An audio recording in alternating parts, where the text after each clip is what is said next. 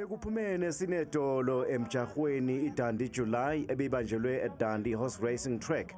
Ilishumi nanye imijaho amahasha bencintisana kuyona. Obubhekwe kakhulu bekungu race 11 obubophele izimfivilithi okhona kuzona unxakanxaka, Summertime, Alpha no Omega.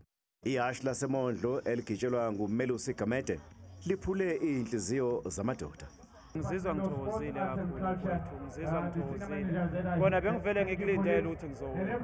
Ngoba lokhu laqala ukufika la ka1 we7 lo mdlalo alikaze lishiwe, aliwazi position 2. Bengikulindele ukuthi ngizowina. Bengilondlile, beliphakelwe lisuthi, ngalitraina ngendlela eright. Sengizobona nje kulolandelayo waseKing Cetshwayo. Bese ke kuyobe sengikhuluma kahle ke lapho. Beliphezulu izinga kulomjaho wanonyaka, lokho kusho ukukhula komnotho wendawo yaseDundee. Izinga liyenyuka ngaso sonke isikhathi. Kodwa lokho kusuke kusho ukwenyuka komnotho wendawo ngoba abantu ngikathi beza lapha ngobuningi njengoba beze babaningi kangaka nje.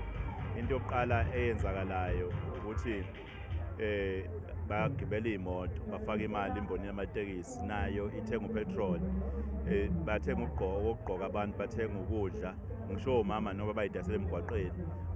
Nokuqhakambisa ke indawo. Lo msebenzi owenziwa la mkhulu kakhulu. Sibonga bona bonke emkhakheni yeni ezokusakaza, emkhakheni yeni yokwenza benisebenzela kuba niqhakambise lo msebenzi ongaka owenziwayo. Akuseyona nje wasemzinyana, sekumsebenzi lona waseNingizimu Afrika. Inqephu beyidla lubi kulomjaho.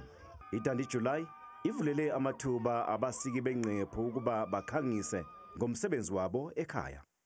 Ngijabule kakhulu, iweather yasivumela ukuthi sigqoke kanje. I'm so happy. Ngoba nenqephu le ekhangiswayo lapha nje kufanele abantu abakulezo nhlelo lezo kuba abantu bayimphakathi abazothuthukiswa baze bafika ekukhangiseni inqephu namazwe angaphandle. Ushisa phansi umncintiswano phakathi kojoki beyinsizwa nabeyintombi. Ngijabule kakhulu kodwa insimbi ngishisa impela, hayi bengishisa nje kodwa umdlalo omuhle awuqhubeke. Ngiyathanda nje ukuthi ngibabongele nozakwethu abawinile ukuthi nje qhubeke njalo. Isicoco sami sangonyaka ophela ngoba ngiyichampion ngizofikela kodwa-ke bagcina kungenzekanga. Lokho kunginikeza i-challenge ukuthi konke singabantu besifazane bakhona abanye bakwazi ukugibela ngaphezu kwami. Umjaho iDundee July usuneminyaka eyishumi nesishagalolunye wabakhona.